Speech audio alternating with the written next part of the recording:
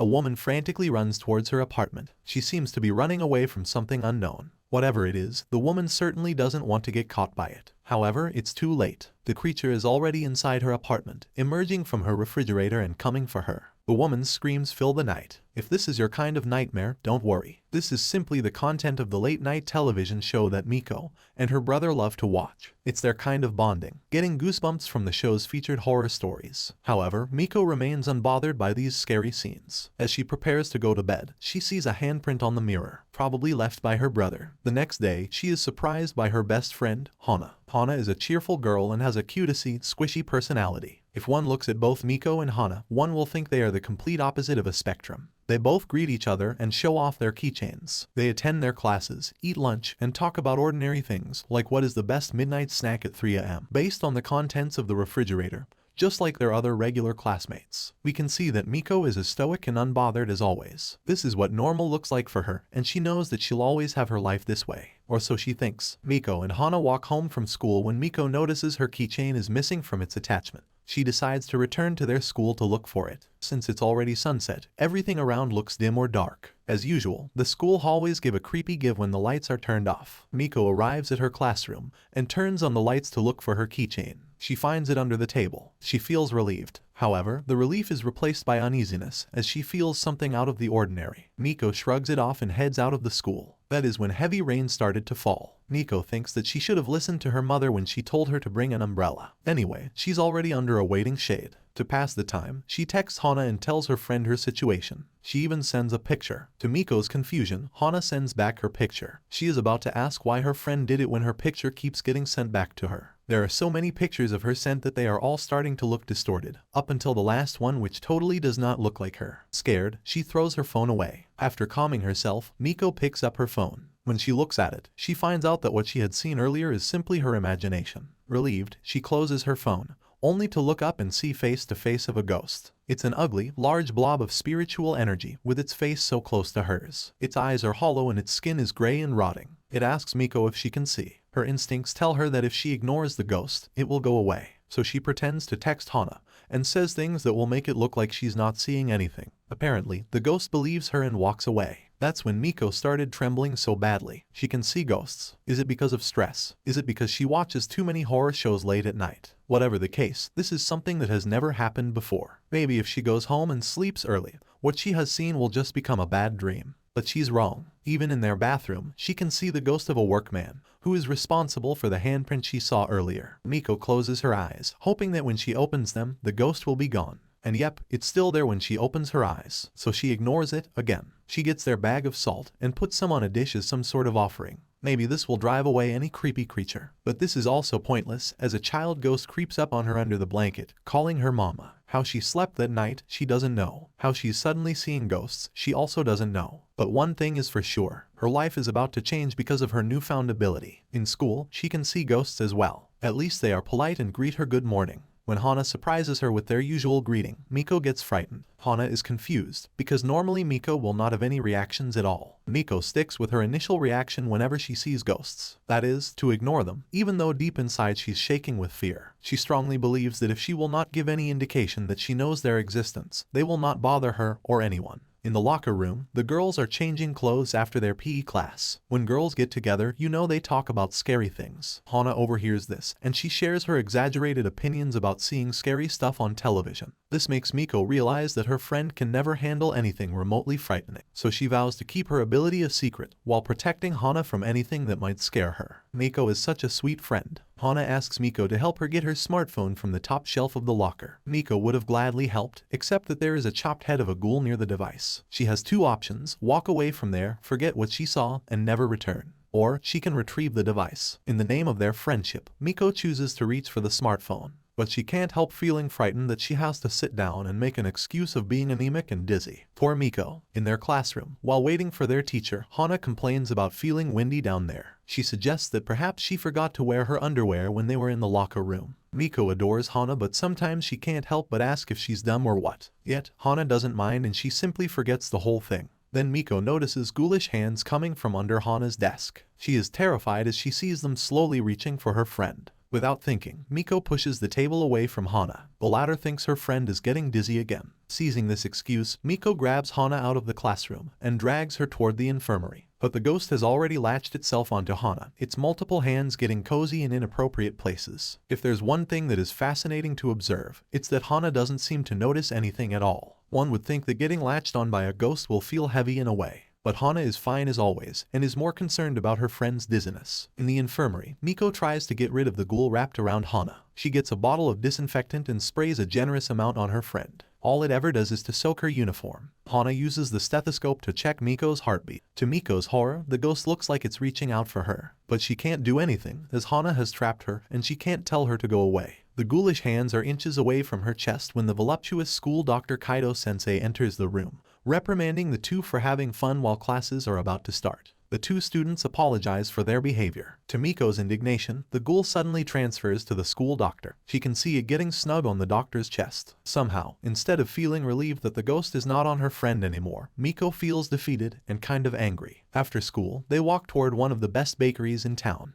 Hana gets excited to try one of their famous bread products, so she joins the long line of people in front of the store. Miko joins a line too, except that this is a line of ghosts. If not for Hana calling her attention, Miko would not have noticed that she was lining up to get eaten by a larger form of a ghoul. When they have made their purchase, they decide to eat their bread in the park. Along the way, Hana spots an abandoned kitten. She can't resist its cuteness, so she picks it up and brings it with her. Miko notices that a spirit is staying close to them. Perhaps it's guarding the kitten. In the park, Hana decides to post about the kitten and asks whoever wants to adopt it. She says that the apartment where she lives is not allowing any pets in the area. They wait for a while until a man comes up to them. This man looks like a thug, full of tattoos, and with a facial expression that looks like he is about to sneeze. The man keeps on staring at Hana, which scares her a bit. Thankfully, another man comes up to them. He looks decent, with stylish hair and clean clothes. He sees Hana's post on social media, so he responds and asks if he can take the kitten. Hana is more than happy to give the cute animal away, knowing that finally, it can have a forever home. But Miko stops her friend from doing so. Hana doesn't understand why.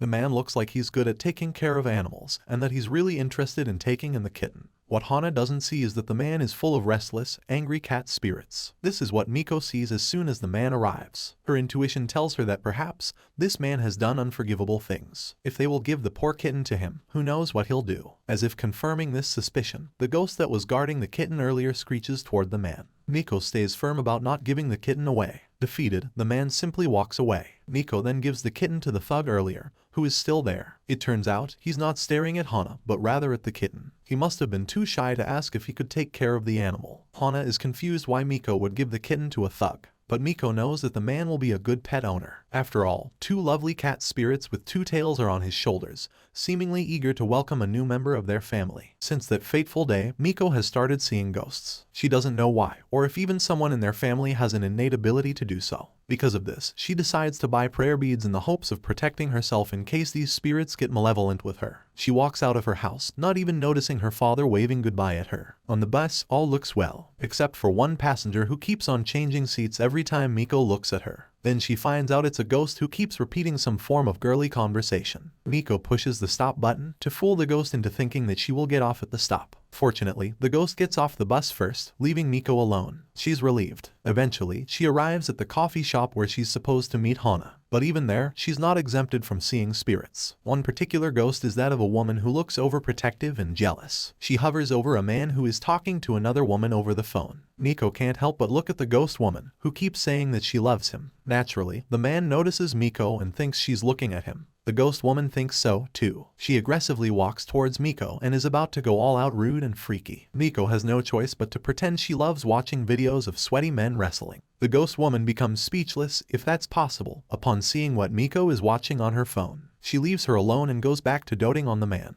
Thankfully, Hana arrives, and after buying her drink they exit the coffee shop. They proceed to the shopping district, where Miko buys 4 prayer beads. She wears 2 at each wrist. She feels happy knowing that this will protect her from bad spirits. She also remembers that one instance when a ghost latched itself onto Hana. She thinks that her friend must be protected too, so she gives 2 of the bracelets to her and tells her it's a fashion statement. Hana feels grateful that Miko is sharing something with her. She decides that this calls for celebration and wants to eat but bun. Yes, this bread looks like how its name sounds. Hana leads Miko along a dark alley which, according to her, is a shortcut to the shop. Miko hesitates to go through as she sees the alley swarming with many spirits. However, she notices that they back away when they see her prayer beads. Encouraged by this, Miko bravely follows Hana through the lane, until she almost bumps into perhaps the tallest ghost she has ever seen. There are chains around its body, its eyes are hollow and its mouth is in a vertical position. It keeps moaning that something is itchy. Whatever that is, Miko doesn't want to know. Inspired by the protection of prayer beads, she aims it toward the ghost. To her horror, both of the bracelets snap. This makes Miko realize, if the prayer beads get ineffective and easily destroyed by spirits,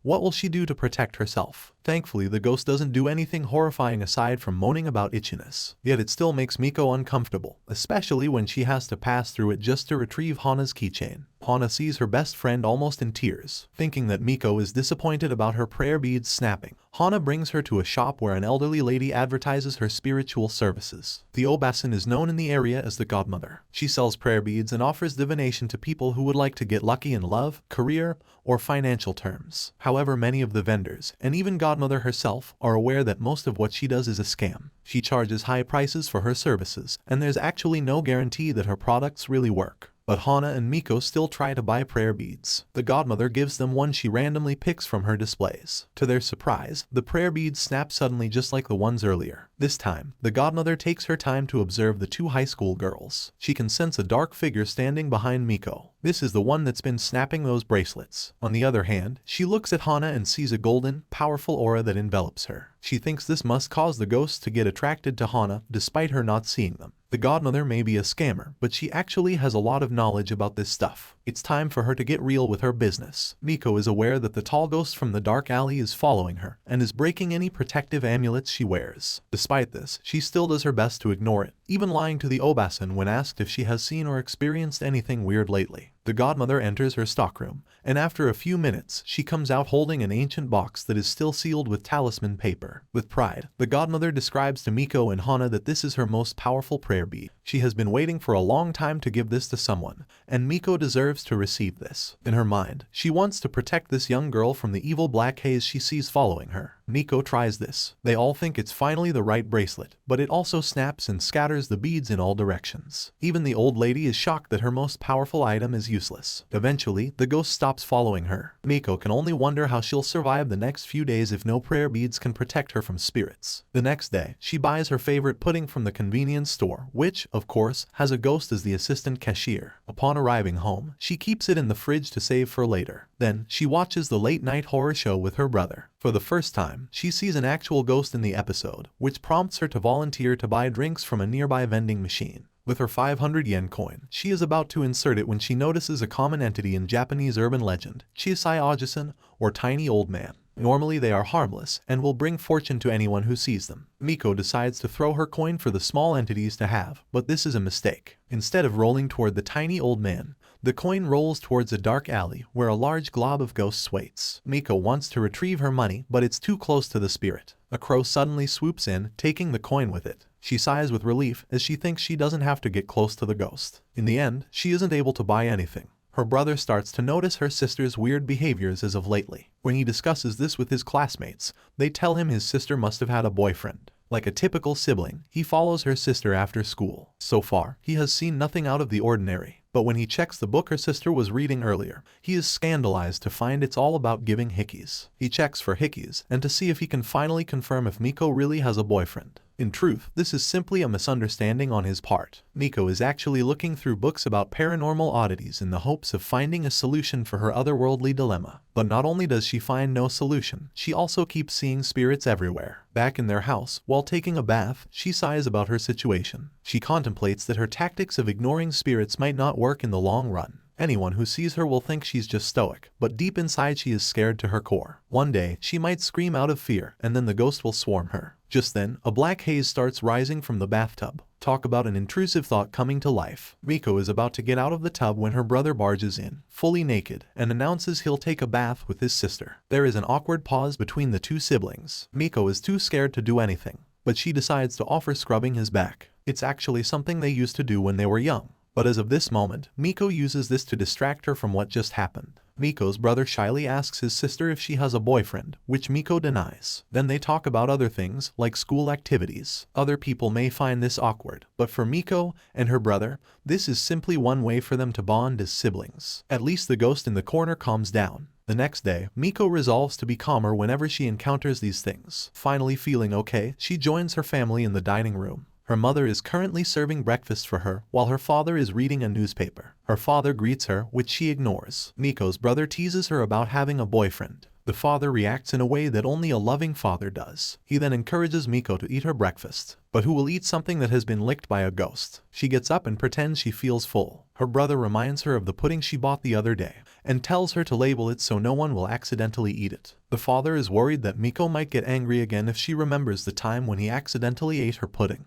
Her brother even teases her that she looked like a monster when she threw a tantrum. When she is about to go out, her parents come as well to bid her goodbye. Then the ghost behind them repeats one word, pudding. Miko remembers the pudding incident after all, and the memory is bringing an unresolved pain in her heart. She goes back inside the house, gets the pudding, and then proceeds to the altar meant for her father and offers the dessert. It turns out, the father has long since passed. In fact, it's been a year since it happened. That's why the family is seemingly ignoring the father, because it's the spirit that's actually with them. The ghost of the father is moved by Miko's gesture. He says that day he unexpectedly passed away. He was about to apologize to Miko for eating her pudding. But for Miko, it's not about the food, rather it's about her father's sudden passing that is weighing heavy on her heart. This does open the question, does Miko actually see the spirit of her father and simply choose to ignore it? If so, when did she start doing so? Was it before she fully awakened her ability? Whatever the answer, we may never know. Now that we know Miko and her sudden ability to see ghosts, and her airhead friend Hana, let's take a look at another character in the story. Her name is Yuria. She's a schoolmate of Miko,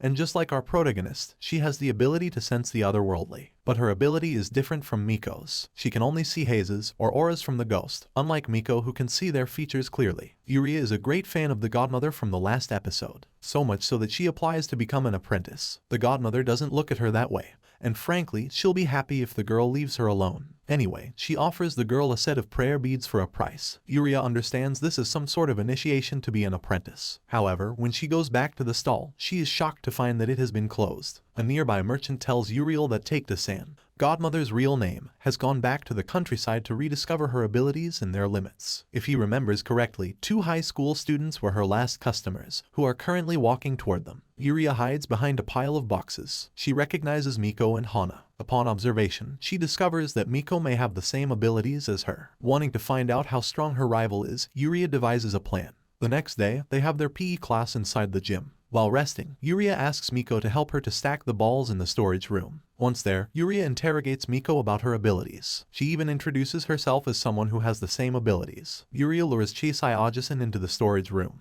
hoping that she can exercise these small entities with Miko. But Miko is not interested in that. Can Yuria not see the large, multi-limbed ghoul beside them? She sticks with her initial plan of never telling a soul about her ability. It makes her everyday life scary enough. She doesn't need another person who can amplify her fears. Looking at the situation, it seems like Yuria can only see small entities like the Chisai Ajasan, but she cannot see, nor feel the presence of a much stronger spirit. This is evident when she pulls out the prayer beads she got from the godmother, and it instantly snaps into pieces. Miko has to act fast, or else the large spirit will devour both of them. She does something unexpected and life-threatening. She chokes Yuria, while saying out loud that she is copying the signature move of her favorite wrestler. The ghost is confused about why 2 girls are wrestling inside the storage room. But eventually, it leaves them, as it concludes that the girls can't see it. The situation ends with Yuria passing out in the infirmary. When she gains consciousness, she is frightened to see Miko sitting beside her bed. Her reaction is natural, since in her perspective, the girl just tried to end her life earlier. Miko debates within herself on whether to tell Yuria about her experiences, but she thinks that by telling the girl, she'll put both of them in danger. Ultimately, she decides not to. She simply tells Yuria that sometimes, pretending not to see is the best way to deal with things. She apologizes for assaulting her and wishes for her fast recovery. However, Yuria understands differently. In a classic example of overthinking and making things worse than they really are, Yuria thinks that Miko just threatened her. She vows to not let it pass unresolved. That night, as Miko walks home, someone grabs her arm. Are the ghosts finally getting her? It turns out, it's just a small Obasan who seems to have been lost. In addition, the Obasan looks like she can't speak properly. Miko decides to help Obasan come home. She carries her, and the old lady points to which way to take. After a few minutes, they finally arrive at the old lady's house, where the daughter is fretting about her mother. The daughter tells Miko that her mother has been mentally challenged since her husband died. She couldn't remember her own name, her daughter, or anything. As a thank you gift, the daughter wants to give Miko some steamed buns. While waiting, she brings out her phone to text her mom. That is when she felt that a ghost is with her and the old lady. The ghost keeps on whispering the numbers 4, 6, 3, and 1, which creeps Miko out. She wants to run, but Obesan holds her hand and inquires about her device. Then, Miko sees the ghost going around her and towards the old lady. It bends down and whispers the same numbers to her. When the daughter finally comes out with the buns, the old lady enters the house, this time with a purpose. Miko and the daughter are both curious, so they follow the old lady. She proceeds to a safe in one of the rooms and starts turning the lock. The daughter is a bit exasperated with this behavior, since her mother has been doing the same thing over and over without any success. But to her surprise, the lock opens, and the old lady is able to access what is inside the safe. It contains some letters and a beautiful comb. The daughter recognizes the accessory as something her father gifted to her mother before. The old lady fixes her hair with the comb. Then she turns to her daughter, finally calling her by name, and offers to cook dinner. The ghost from earlier walks towards Miko. For a change, it whispers thank you to her. Sometimes, it's not so bad seeing ghosts, especially when you help them with their unfinished business. Despite seeing some wholesome moments with ghosts, Miko can't deny that the majority of her otherworldly experiences freak her out. Just the other day, when she and Hana went out to buy some cakes,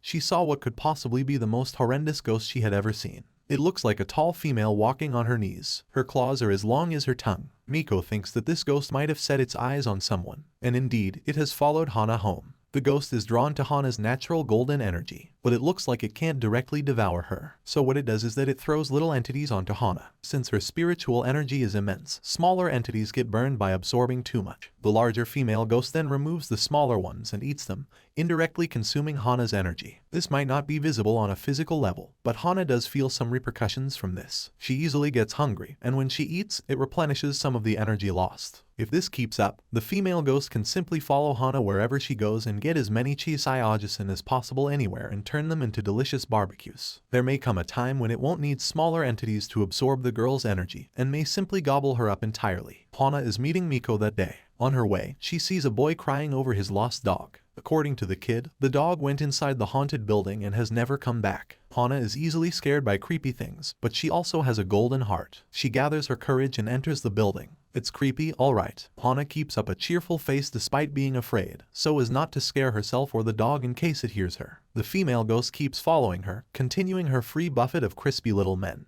Eventually, she rescues the dog and returns it to the kid. The animal still looks scared, but perhaps not because of its experience getting lost inside the haunted building, but rather by the female ghost behind Hana. She then goes to meet her friend, all cheerful and bright. However, Miko is frightened to see that the female ghost she had seen the other day is following her friend. It has become more gruesome and more terrifying after consuming Hana's energy. Without any delays, Miko grabs her friend and they go to a shrine. The one they go to looks like it has been abandoned. Nonetheless, they both offer coins and say their prayers. Of course, Hana wishes for more delicious snacks, while Miko prays that the entity following her friend will disappear, and that she may be protected at all times. Miko may not think that her prayers are effective, but she'll soon find out that one can request the protection of a powerful god. The plot thickens when two spirits appear on both sides of the female spirit. They look like young girls with fox-like features. Miko thinks at first that they are with the ghost. That's why she is so surprised when all of a sudden the two spirits start slashing through the limbs of the ghost. Since gaining the ability of seeing ghosts, Miko has not seen anything like this before. The two spirits inflict pain on the female ghost, while being surrounded by a golden light from the sunset. Miko starts to hope that finally her prayers are getting answered. But, just then, the female ghost slashes the two spirits, cutting them into halves. It looks like the ghost has won, but not yet. Another shrine spirit appears, this time much larger and more menacing than, like a boss fight. The new spirit grabs the face of the ghost, and easily crushes it, spewing spiritual blood all over the place. It's at this point that Hana thinks of taking a selfie because of the beautiful light cast by the sunset.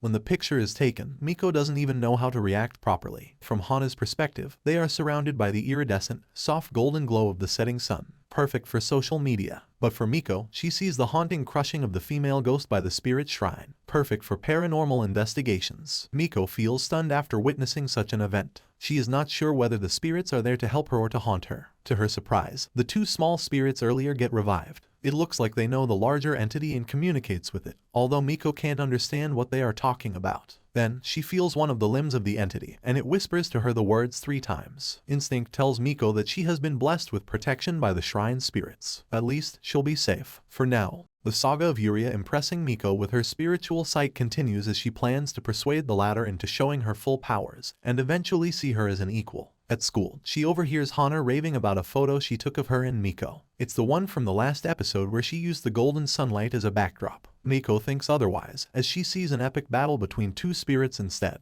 Yuria approaches the 2 and checks the photo. She can't see the spirits the way Miko does, but she uses this opportunity to motivate Hana's sudden interest in photography. She tells them she knows a spot where they can take beautiful pictures, and so Hana thanks her by hugging her tightly to the point of almost suffocation, and agrees to come with her. A couple of days later, Miko, Hana, and Yuria are all traveling to an elevated area somewhere in the mountainside. Indeed, the view along the way is scenic and worthy to be photographed. They look like 3 friends going on a school trip, eating snacks and taking pictures. Then, they arrive at the entrance of a tunnel. Miko knows right away that this will be a bad idea, as she can feel the huge energy of the spirits swarming the area. On the other hand, Yuria gets excited, as this is a perfect opportunity to have a showdown of spiritual prowess with Miko. She further persuades Hana that a scenic view awaits them at the end of the tunnel. The 3 proceed to enter the tunnel. It's really creepy inside. Every little sound makes Hana jump with fear. Yuria emphasizes that if they get through the tunnel, infinite possibilities await them. Miko thinks differently. Perhaps infinite horror is the right term. Hana decides to take a picture of Miko standing in the middle of the tunnel. When they look at the photo, Hana is so eager that her artistic tendencies are being developed. Yet Miko and Yuria think it's their paranormal tendencies that are being tested. Soon enough, playtime will be over. A large ghost suddenly appears from the tunnel walls. Its head and several limbs form its bottom part, while the rest of the body is inside a red metal oil drum. Chains are wrapped around its appendage. What makes this ghost frightening is that it grabs the other weaker entities and devours them. Miko is so terrified by its appearance that she tries to convince her 2 friends to get out of there. However, Yuria is stubborn. She does not see the large ghost, but she sees a smaller spirit that she thinks she can exorcise. Trying to copy Miko, Yuria spreads her hand in an attempt to banish it. At first, she thinks nothing is happening, but the large ghost grabs the small spirit and eats it. Since Yuria can't see what really happened, she thinks she has successfully done the job. She turns to Miko and demands that she admit she saw what she did. But Miko has far greater problems than praising Yuria. The large ghost is behind the small girl, and it thinks Yuria is talking about seeing it. Miko grabs Yuria out of the way. The ghost extends one of its limbs and is about to pull them to devour. In the nick of time, the 2 shrine spirits from the last episode appear. They viciously attack the large ghost. Eventually, it retreats back to the walls. Before they disappear, the shrine spirits make a gesture using their index finger. Whether this means one last time, first try or anything,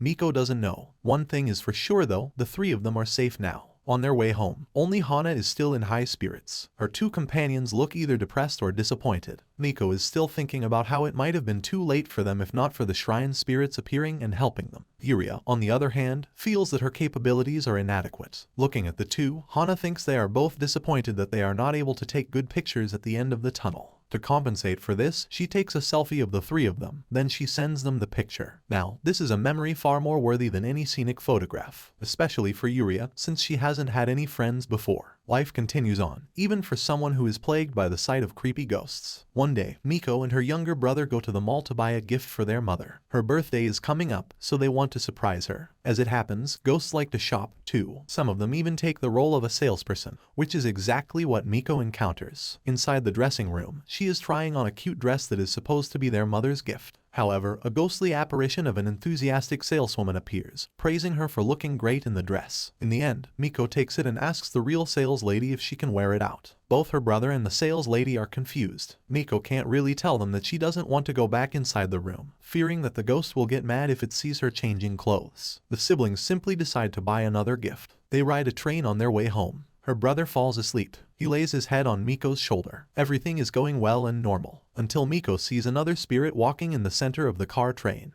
It wears a trench coat with a hood covering its face, but she can see that the face is actually covered in dirty bandages, with one eye hollow and the other eye red and menacing. Things that protrude out of its coat look like the legs of a cockroach. It carries an axe in one hand and a sack in the other. The ghost stops at the end of the seat, on the same side where Miko and her brother are sitting. She would have ignored it just like usual. However, she gets terrified when she sees it hacking the sleeping guy in front with its axe. The weapon doesn't do anything physically to the guy, nor does he feel anything remotely painful. It looks like the entity is hacking something from the guy's spirit, because after nothing happens, it audibly says "wrong one." Then the ghost steps onto the next, one person closer to Miko. It does the same thing, hacking the person's spirit, and when nothing happens, saying it's the wrong one. Miko's terror intensifies as the ghost walks closer to her. She even tries to wake her brother up, but the boy is in the middle of REM sleep. Then she notices the woman right beside her. She looks normal, but Miko can see a black haze coming out of her mouth. When the axe spirit steps in front of the woman and swings its axe, it chops right at the head of another malevolent spirit that seems to reside inside. It pulls the axe, along with the evil spirit. Then, it drops its axe and grabs the other's head,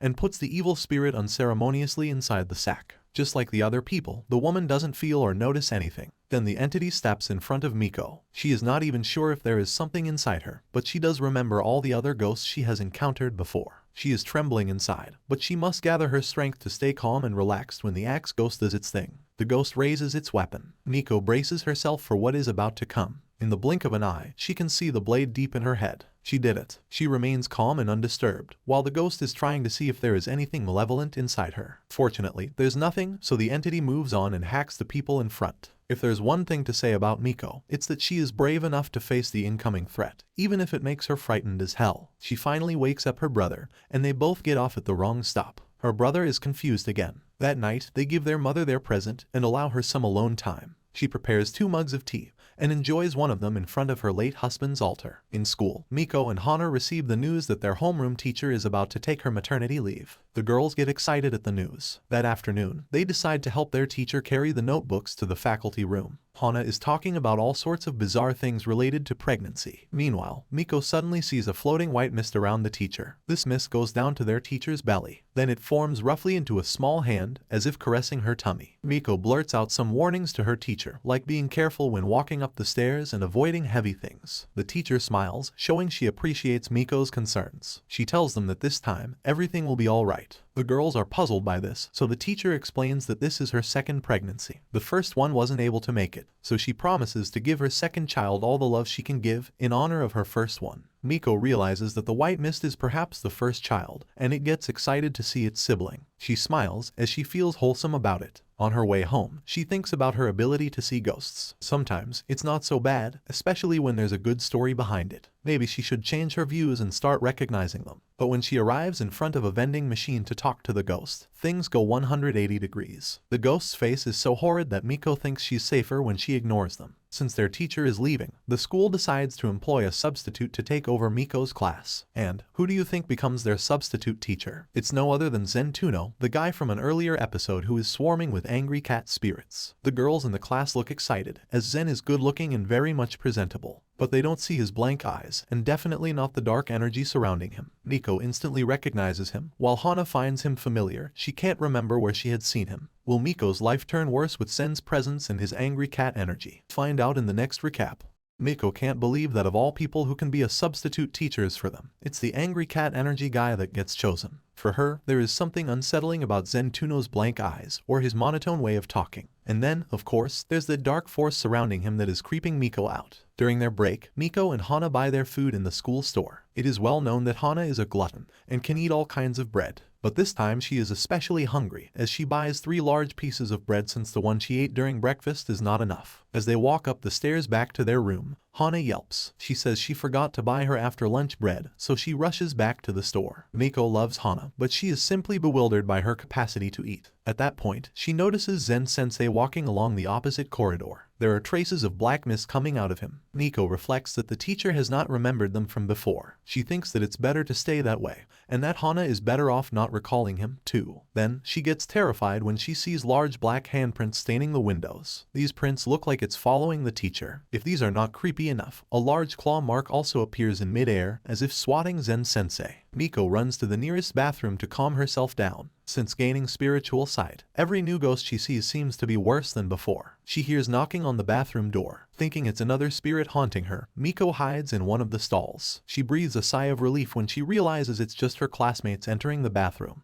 When she hears them exiting, she is about to come out of the stall when she sees another ghost coming out of the toilet. Talk about another intrusive thought coming true. Miko is so caught off guard that she visibly shakes upon seeing the entity. And this is not a good thing, because it indicates that she has acknowledged the presence of the ghost. From experience, the best way to deal with them is to ignore them. Miko makes an excuse that the tissue paper has run out, so she goes to the next stall. There she sees Yuria about to eat her lunch. She invites the girl to eat with her and Hana. Everything looks normal again until she sees Zen-sensei walking in another corridor. Miko wonders how and why he chose the teaching profession. Out of the blue, a malevolent spirit whispers to her, "Don't look." She is so scared out of her wits that she cried. That afternoon, Miko, Hana, and Yuria visit a famous horror house, an escape room attraction. Miko thinks that by going through these kinds of attractions might somehow strengthen her mental fortitude when it comes to dealing with ghosts. Plus, there are free 20 pieces of donuts when you complete the room, so Hana is definitely going in. She is thinking of the free food at the end of the tour, so Hana underestimated the man-made horrors they see inside the establishment. So naturally, it is her who always screams and grabs either Miko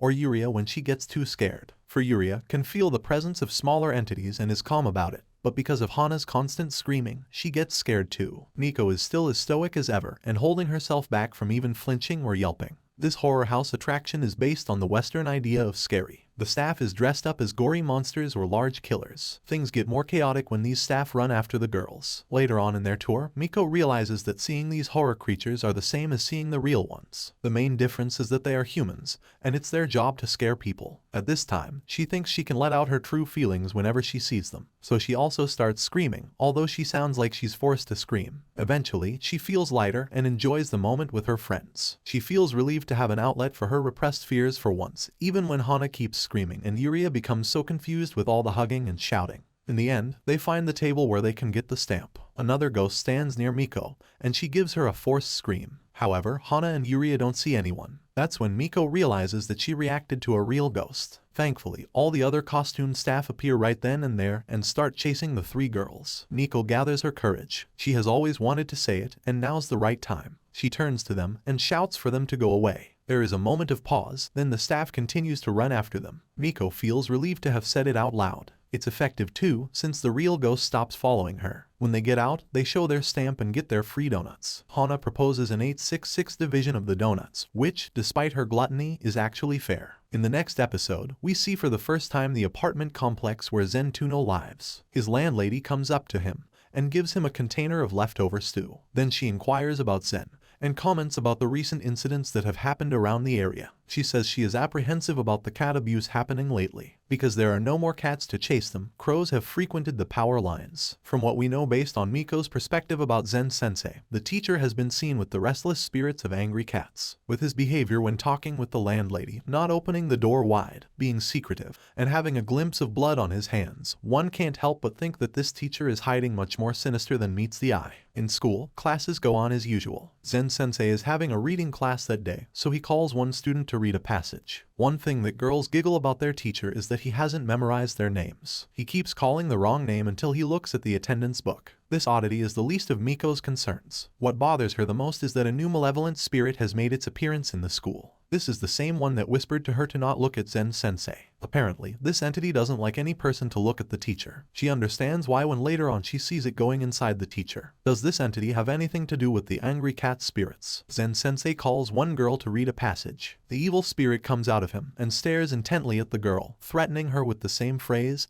"Don't look at him." In a way, this girl is lucky to not have the sight. Imagine reading a text while a huge, monster woman with red, bleeding eyes looks at you as if waiting for you to make a mistake. I would immediately pass out if that's the case. Perhaps this is also what Miko thinks, because she is carefully avoiding looking at the spirit or at her teacher. But her luck is up when Zen-sensei calls her name. She bravely stands up, knowing that the spirit has changed its focus on her. She starts reading, but her lips and knees are trembling. Zen-sensei sees this and asks what's wrong. This angers the spirit. It threateningly moves its head closer to Miko. Just then, a loud stomach growl interrupts the class. Hana is hungry again. Miko sees this as a chance to help her and escape the menacing stare of the spirit. Yuria sees her two friends from inside the classroom, so she follows them. In the infirmary, Hana is confused about her condition. She has eaten her 2 breakfasts and still, she feels incredibly hungry. One can joke that she is a hobbit for eating a second breakfast. But this time looks different, as this is the first time she's been sent to the clinic for being weak due to hunger. Yuria comments that it's understandable to get Hana's life force drained when around Zen-sensei and those spirits. There is an awkward pause after she says that. Realizing she has said too much, Yuria walks out of the clinic. Later that afternoon, Miko and Hana decide to have some bread snacks at the park. The place is full of other students taking a break, small kids playing around while their parents watch, and adults who just want to chill and relax. Overall, the atmosphere in the park is very soothing and tranquil. Miko thinks about what Yuria said earlier. She concludes that the reason why many ghosts want to attach themselves to Hana is that she has a large amount of positive energy, and they want to absorb it. When they do, it makes Hana feel tired and hungry, to which she compensates by eating a large amount of food. This is proven when Hana feels way better after eating 2 pan breads and has spent time away from Zen-sensei. Another thing that Miko realizes is that ghosts are everywhere, if only she would choose to see them. Many are not disturbing her or anything, but they still creep her out nonetheless. One child is waving at Miko. She waves back. To her horror, this child is actually a ghost that waits on people to respond to them. When they do, it attacks humans. Miko braces herself for the incoming attack. But this does not happen, as at that time, the shrine spirits appear again to defend her. They cut the spirit's tentacle-like arm and push it away. In retaliation, the evil child ghost steps on one of the shrine spirits, turning it into golden leaves. It steps on the remains as if having a tantrum. The other shrine spirit sends a ball of light toward the ghost, busting its head and eliminating it in the process. After this fight, the remaining shrine spirit turns to Miko and puts up 2 of its fingers, as if saying the second time. Afterward, it disappears. Then it dawns on Miko. When the huge godlike monster whispered to her 3 times back in the shrine, it actually meant that they would come to her rescue thrice. The first one was in the tunnel, and now is the second time. This means that Miko only has 1 chance left to be protected by these powerful spirits. How will Miko use her last chance? Will she be able to protect Hana from the malevolent spirits of Zen-sensei? We've now arrived at the final recap. Sit back, relax, and watch the culmination of Miko's journey in the world of the paranormal. The episode starts with Zen's flashback of his childhood. He is showing his test result with a 98% mark to his mother. This is quite impressive for his age. But the mother is the stereotypical Asian parent who would be ready to disown her child if he does not get a perfect score. From outside the house, Zen's friend calls to go to a birthday party. This triggers something inside the mother that's largely causing the way she treats her own son. Because she doesn't know that Zen will be coming to a birthday party, she thinks her son is hiding things from her, just like her husband who left them for another woman. She tells Zen he can go if he wants to be like his father who betrayed her and has some fun. After the incident, Zen decides not to go after all. He destroys the gift he bought. A few minutes later, a cat comes to him, thinking that the package is food. He looks at the cat with his eyes looking blank. Then the scene cuts to the present where he is having his last class for the day. Miko looks at her teacher. Right then and there, she decides to follow her teacher on his way home. She thinks about Yuria's comment and her conclusion about the dark spirits of Zen-sensei draining Hana's life energy. She wants to save her friend. She will do everything to do that, even if it means facing her fears. She hasn't gotten over the malevolent spirit that resides inside the teacher, as well as the angry cat spirits always with him. In addition, she has seen the news about a delinquent who is abusing cats and ending their lives. If her hunch is true that it's Zen-sensei who is doing all these criminal acts,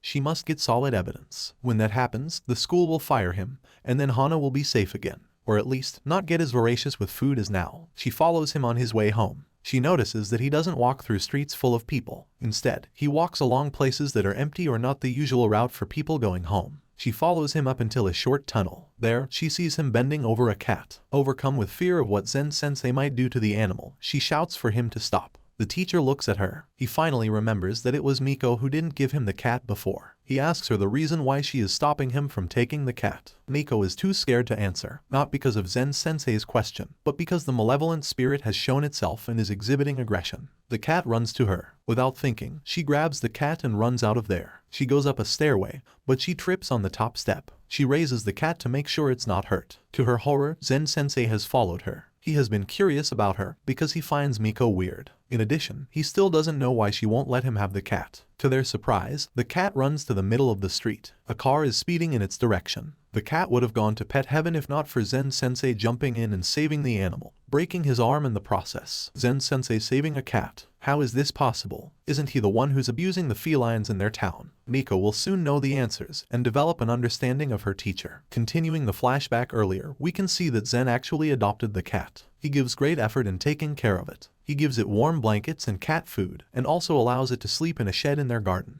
He keeps it a secret from his mother, afraid that she'll not allow him to have a pet. One afternoon when he comes back from school, he looks for his cat, only to find his blanket filled with blood spots. The mother comes and tells him that she has gotten rid of the vermin. Her insecurities are triggered again, as she accuses her son of hiding things and betraying her. She forces him to promise to listen and love her. In the present, Zen-sensei has been healed from his wounds. The cat involved has been temporarily adopted by Miko's family. Miko visits her teacher to check on him and to have some answers. Zen is actually fond of animals. He has been patrolling the streets in the hopes of catching the animal abuser or saving the victims. He even thinks it's Miko up until the incident. Miko now understands that the angry cat spirits are the victims of animal abuse. But it's not Zen-sensei who does these heinous crimes, but another person. The probable reason why they are sticking with him is because of the malevolent entity residing inside him. Zen continues that if he ever finds a wounded animal that can still be saved, he gives it to his friend, who is a veterinarian. The friend invites Miko to the rooftop to talk about Zen. From him, she learns that they have been friends since they were young.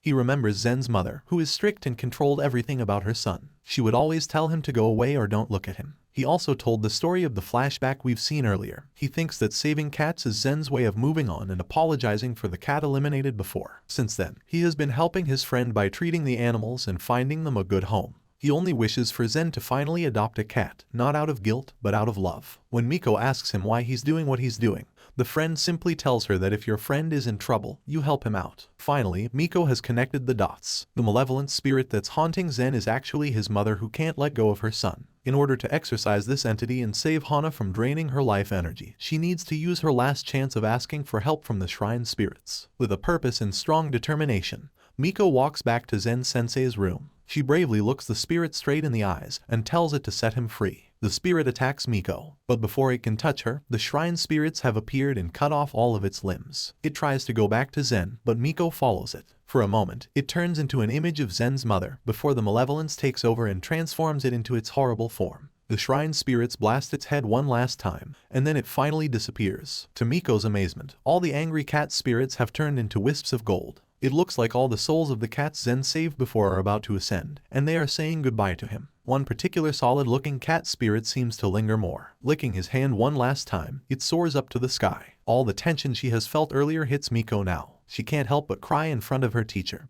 who looks confused throughout this ordeal. The shrine spirits have reminded her that her protection is over. She doesn't know how she'll find another spirit protector, but for now, she feels grateful that she has saved her friend. And speaking of friends, Hana and Yuria arrive at the hospital to check on their teacher. Even Zen-sensei can't escape Hana's lecture on road safety. 1 week after this incident, many things are back to the way they were, except for Zen's situation. At last, he allows himself to adopt the cat. Too bad for Kyosuke, he has grown attached to the cute animal. But since pets are not allowed in his apartment complex, he asks his friend to take care of it first until he moves to his new place. The landlady continues to give him leftover stew. This time, Zen tells the Obasan that he doesn't like food from other people and receiving their containers. He thanks her for thinking of him, but it won't be long until he moves out to a new apartment. In a way, Zen is actually scary for his blunt words and no-nonsense attitude. At school, classes go on as usual. Zen-sensei has come back from his recuperation period and is attending classes again. Miko and Hana are better than before. Hana is not experiencing hunger pangs anymore, while Miko is relieved that there are no more immediate threats around. However, there is one thing she has forgotten to do. She keeps hearing bells, which means that the shrine spirits are reminding her of her duty. So she goes back to the shrine, alone. She presents dessert on sticks and offers them as thanks for protecting her 3 times. The spirits appear, along with the colossal third one. When they see the offering, they make noises that sound like they are annoyed. Miko thinks she needs to add more dessert. But even as she put all of the offerings she brought, the spirits seem to be getting angrier by the minute. When she checks them, they are right behind her, their faces angry and discontented. The massive one is towering over her. It's not happy with the dessert. It looks like it wants something more precious, more potent than simple sweets. It changes its head into a humanoid form with long hair